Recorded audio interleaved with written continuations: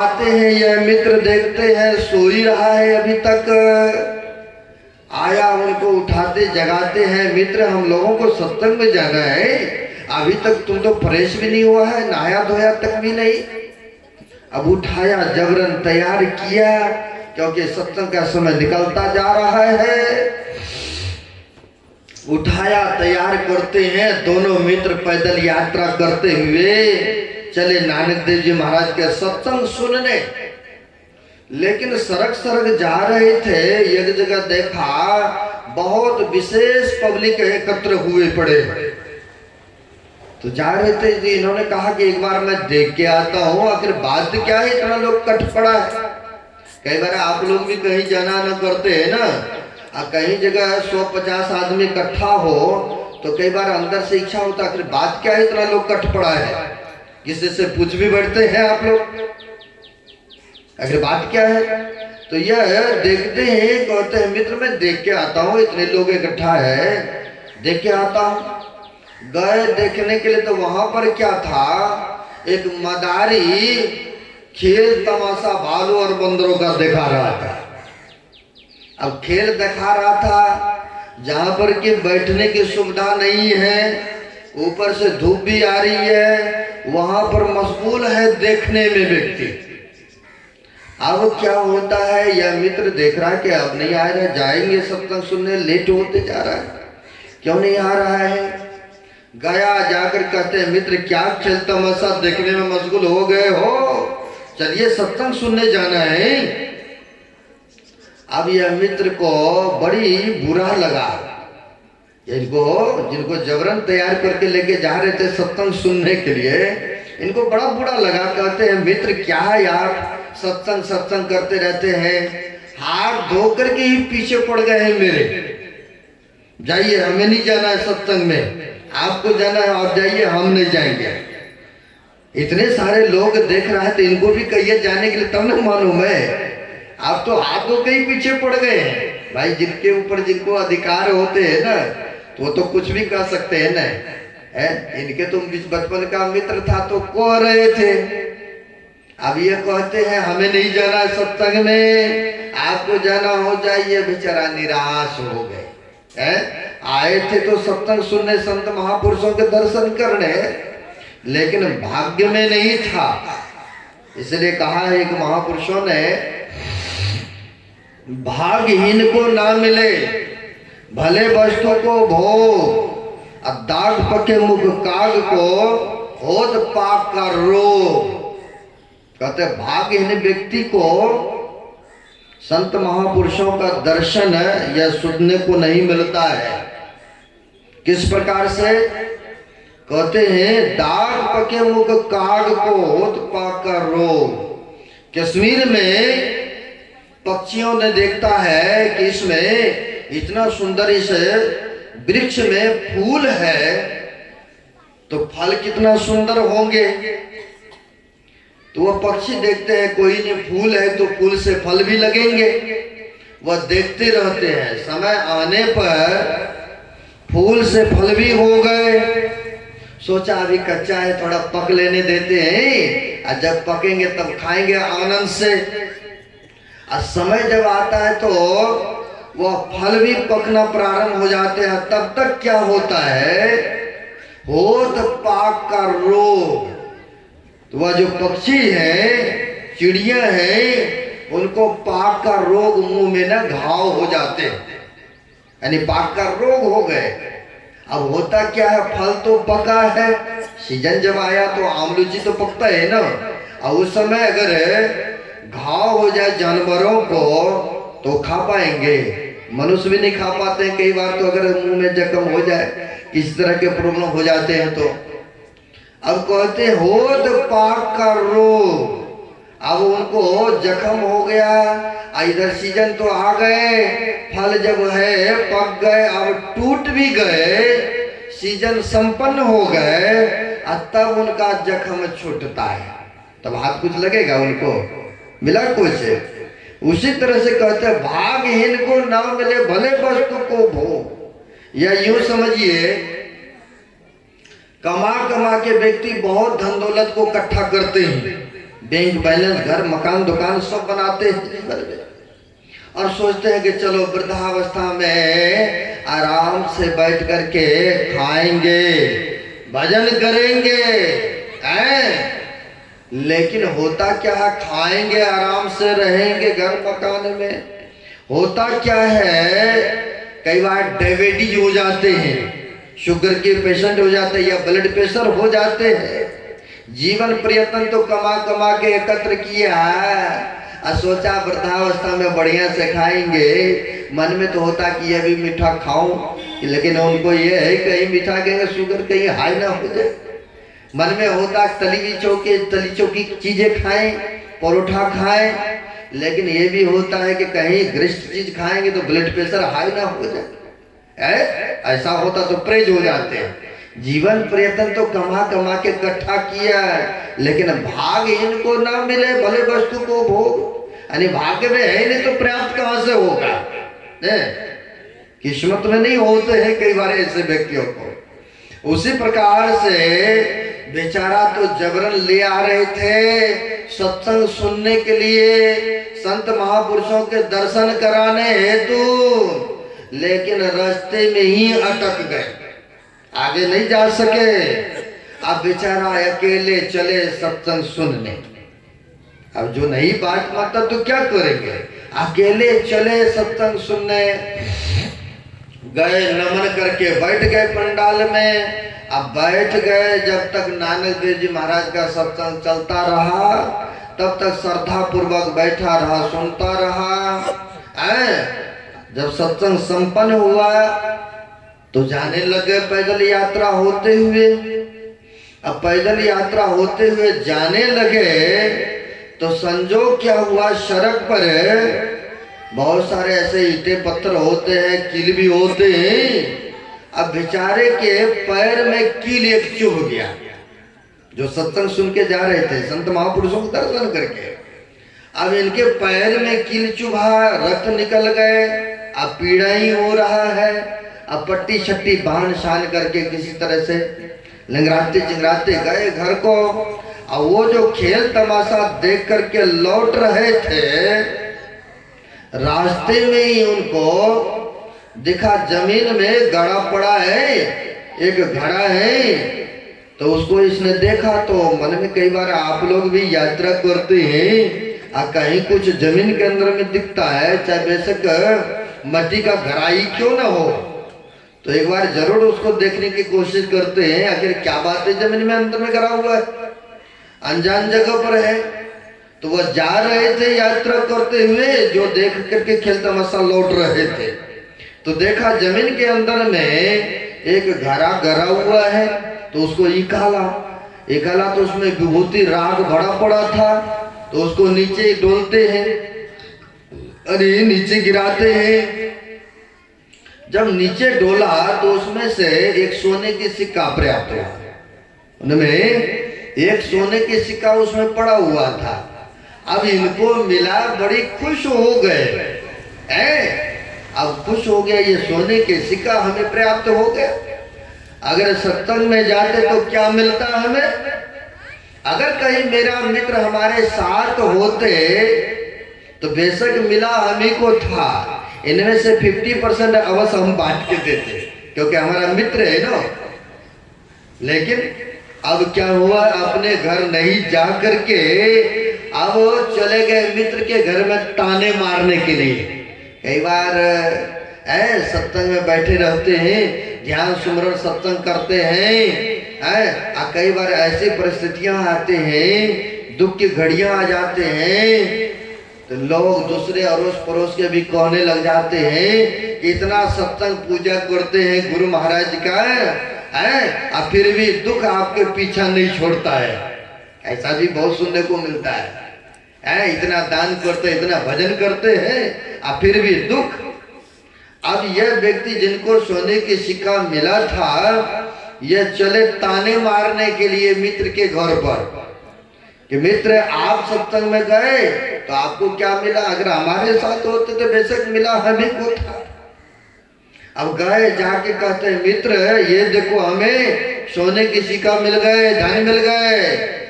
और आप सत्संग में गए तो आपको क्या मिला?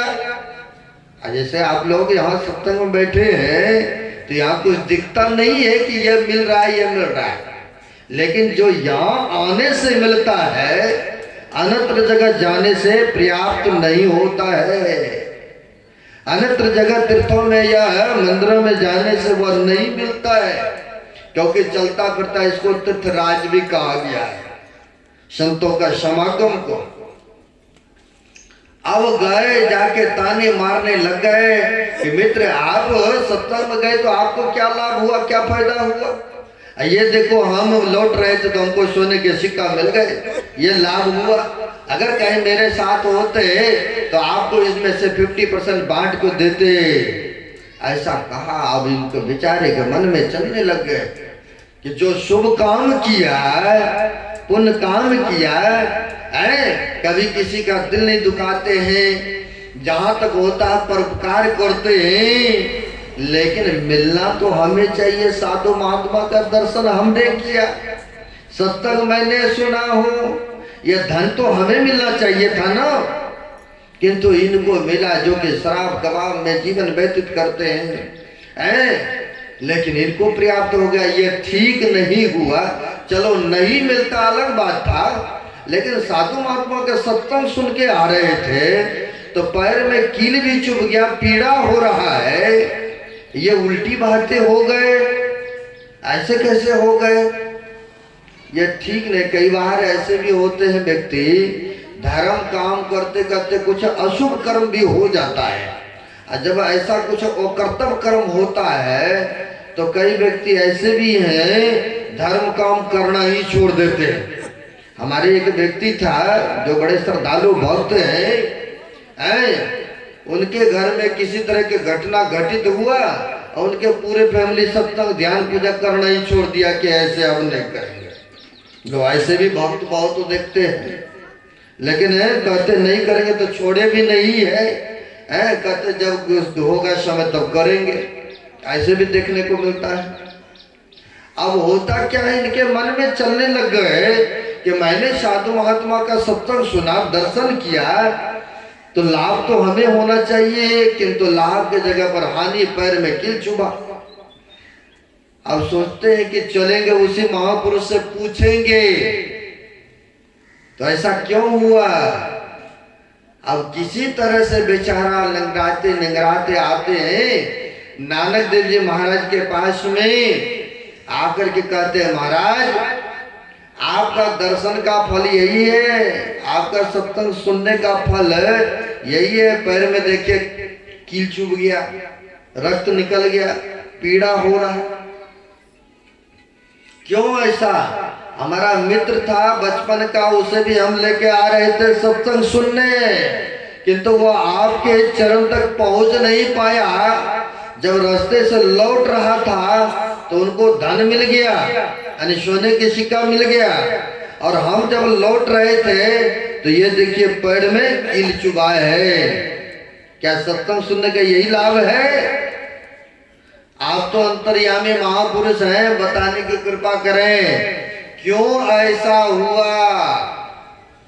संत जो होते हैं भूत भविष्य वर्तमान की बातों को जानते हैं, है ना।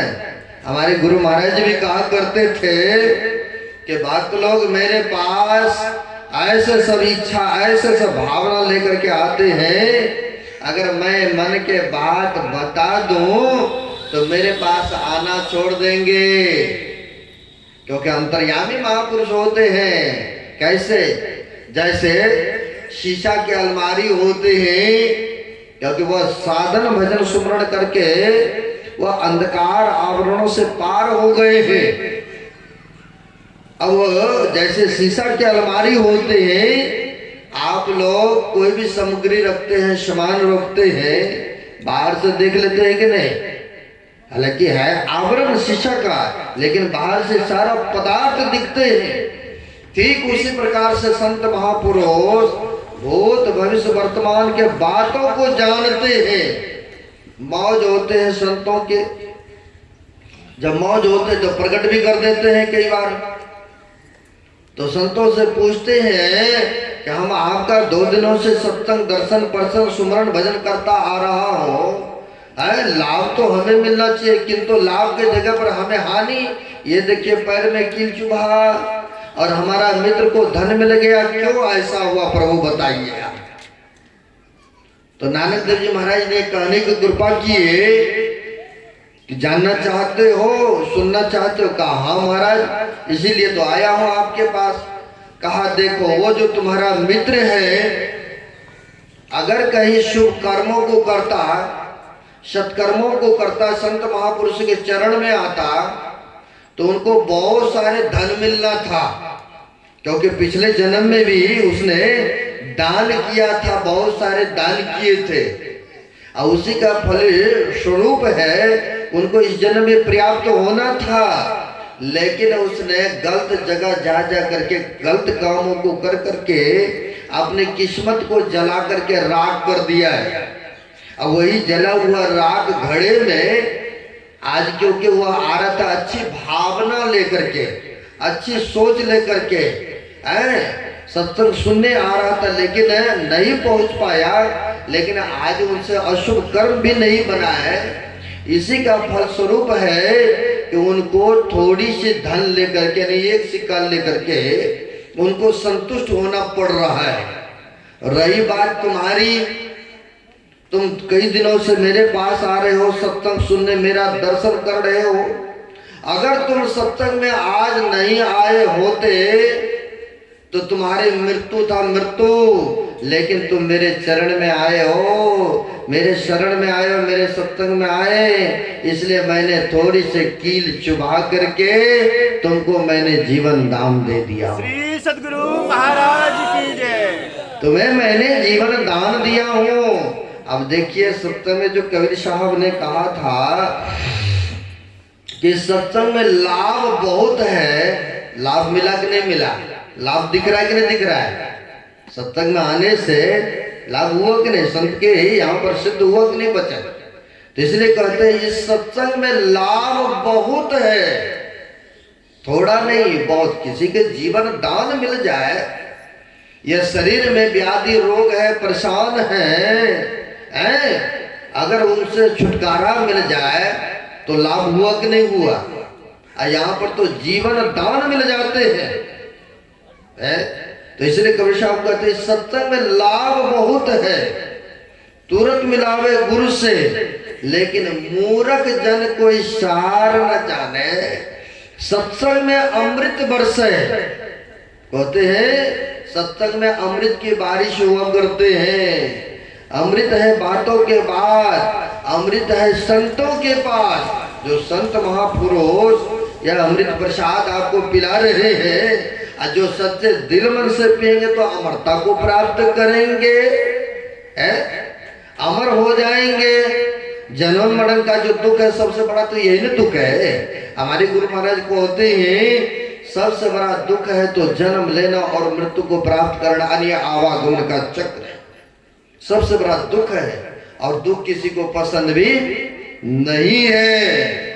सब सुख चाहते हैं, आनंद चाहते हैं, तो कहते कैसे ये आनंद सुख मिलेगा? तो सत्संग में आएंगे, संत महापुरुष के चरण में जाएंगे तब न मिलेगा। और गुरु महाराज की वाणी को भी सुन रहे थे, नित्य प्रति सत्संग कर ले प्यारा, तेरा कार्य सरे सारा। गुरुदेव भी कहते हैं नित्य प्रति सत्संग ध्यान सुमरण करो और तुम्हारा सारा कार्य बन जाएगा। एक महापुरुष ने तो और भी बहुत सुंदर सुंदर ढंग से कहा है, सत्संग में लागी रहो रे भाई, तेरी बिगड़ी बात बन जाई। अब देखिए महापुरुष कहते हैं सत्संग में लग करके रहो भाई, तुम्हारी बिगड़ा बात भी, चलो इस जन्म का नहीं है बिगड़ा काम, नहीं अशुभ किए हैं, लेकिन ना जाने कितने जन्मों जन्मों से अशुभ कर्तव्य कर्मों को करते आए हैं। हालांकि इस मनुष्य शरीर में है तो कुछ पुण्य कर्म भी हुआ होगा, कुछ पापमय कर्म भी बनता है, यानी कुछ शुभ होता, कुछ अशुभ भी कर्म हो ही जाता है प्रत्येक मनुष्य से। यह थर्मामीटर सबके अंदर में है, सब जानते हैं, देखते हैं। तो कहते हैं अगर अशुभ कर्मों से बचना चाहते हैं, उन दुखों को नहीं उठाना पड़े, तो कहते हैं सत्संग में लागी रहो रे भाई, और तेरी बिगड़ी बात बन जाएगी। कहते हैं कि सत्संग में लगे रहेंगे तो बिगड़ा बात भी बन जाएगा। हमारे गुरु महाराज कहते हैं यह जो हरि चर्चा, यह कथाएं हो रहा है, यह बाहरी सत्संग है, यह भी जरूरी है। श्रवण ज्ञान है ना, 4 प्रकार के ज्ञान के बारे में सुनते हैं। श्रवण ज्ञान है जो अभी आप लोग सुन रहे हैं, इसको श्रवण ज्ञान कहते हैं। श्रवण ज्ञान है, मनन ज्ञान है, फिर निध्यासन ज्ञान है, और फिर जाकर के अंतिम है अनुभव ज्ञान। अनुभव ज्ञान जो प्रैक्टिकल में किए और आप उसको महसूस किए, अनुभव हो गया कि नहीं ऐसा है ये चीज। तो लेकिन कहते हैं यह बाहरी सत्संग है। हरि चर्चा कथाएं इतना तक सीमित नहीं रह जाना है, इतना ही तक सीमित नहीं बताया है। आराध्य देव कहते हैं कि 2 प्रकार के सत्संग होता है। ये जो अभी हरि चर्चाएं में हम लोग बैठे हैं, या मुंह से बखान करते हैं, या भजन करते हैं, या समागम में आके बैठते हैं, यह बाहरी सत्संग है। लेकिन महापुरुष कहते हैं यह भी आवश्यकता है, जरूरी है। जब तक बाहर के सत्संग नहीं करेंगे तो अंदर में फिर कैसे प्रवेश करेंगे।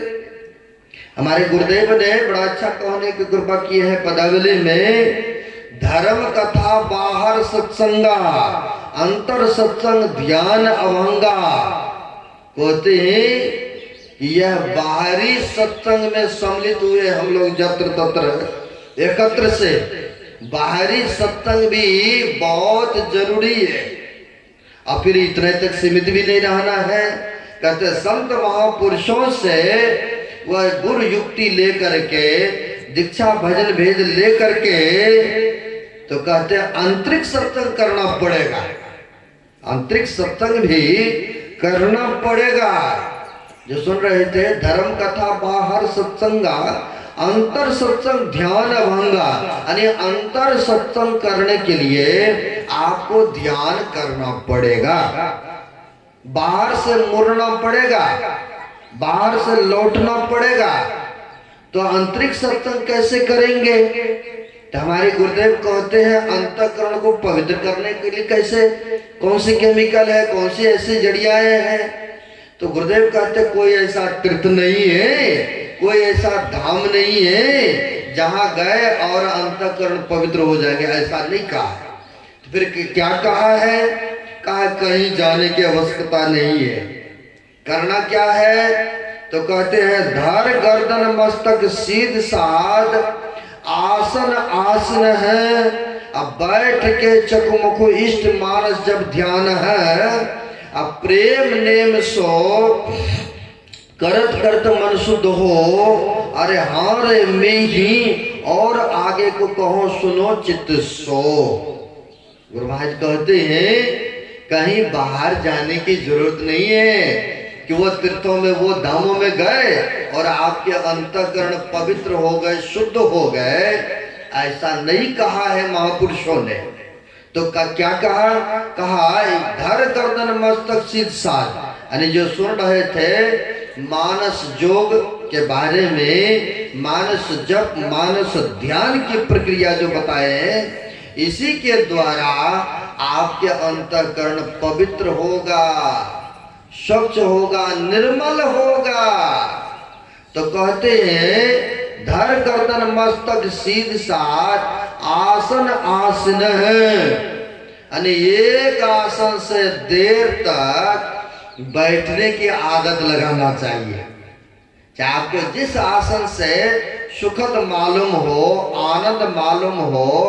कई आसन है गुरु महाराज ने बताए हैं, सुखासन है, मुर्दासन है, वज्रासन है, कई तरह से बताए हैं। आपको जिस आसन से सुख मालूम हो, उस आसन से देर तक आप बैठिए। चलिए बैठ भी गए, फिर करना क्या है? तो गुरु महाराज की वाणी सुन रहे थे। धर गर्दन मस्तक सिद्ध साथ आसन आसन है, अब बैठ के चकुमुख इष्ट मानस जब ध्यान है। यानी जो सुन रहे थे मानस योग, मानस जप, उसी के द्वारा मानस जप करेंगे, मानस ध्यान करेंगे, इसी के द्वारा आपके अंतःकरण पवित्र होगा, शुद्ध होगा। अन्यथा कोई ऐसा केमिकल नहीं बना है कि ग्रहण किए और अंतःकरण पवित्र हो गए। तो कहते हैं एक नाम का जप करिए, एक इष्ट का ध्यान कीजिए, यानी प्रेम नेम सो करत करत मन शुद्ध हो। स्नान करते हैं तो शरीर पवित्र होता है ना, स्नान करते हैं तो शरीर शुद्ध होता है, पवित्रमय होता है। लेकिन कहते हैं ध्यान करेंगे, संतों के समागम में जाएंगे, उनसे युक्ति लेकर के जब सुमरण करेंगे तो अंतःकरण का पवित्रता होगा। अन्यथा कहते कोई ऐसा धाम नहीं है, ऐसा कोई तीर्थ नहीं है जहां गए और स्नान किए या धामों में गए आपके अंतःकरण पवित्र हो गए, ऐसा नहीं देखने को मिलता है। तो कहते हैं अंतःकरण को पवित्र करने के लिए एक नाम का जप कीजिए। जो अभी सुन रहे थे हम लोग, मानस योग, मानस जप और मानस ध्यान, एक मंत्र का जप कीजिए मनोयोग पूर्वक। गुरु महाराज ने 3 प्रकार से वर्णन किए है ना जप करने के लिए। एक होता है वाचिक जप। वाचिक जप में आप हरिद्वार चले जाइए, वृंदावन चले जाइए, या आप धामों में तीर्थों में देखे होंगे कि वहां पर हाथ में सुमरनी माला होते हैं, छोटी सी झोली होता है और उसमें जप करते रहते हैं व्यक्ति, उसमें जप करते रहते हैं, तो बोल बोल के करते हैं।